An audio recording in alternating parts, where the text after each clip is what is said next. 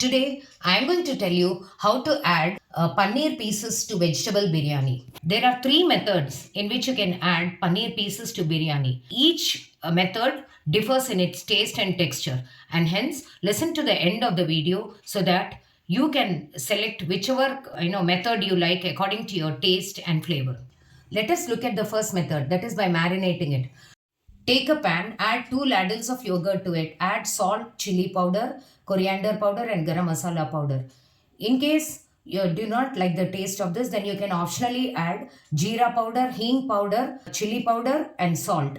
And you have to mix it thoroughly with the ladle and then marinate the paneer pieces into it and soak it for about 15 to 20 minutes till all the masalas get nicely absorbed inside that. Now, take a fresh pan, add 2 to 3 teaspoons of oil to it.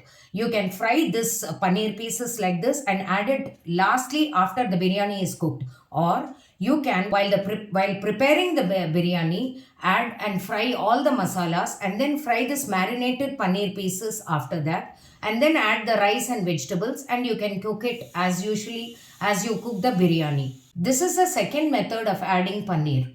Chop the paneer pieces and keep it ready. While starting to add the masalas for the biryani, fry the masalas, then the ginger garlic paste, then the onions and the tomato puree, etc. And then nicely fry it. At this stage, fry the raw paneer pieces nicely a little bit and then add the rice and vegetables and cook the biryani. This is an optional method.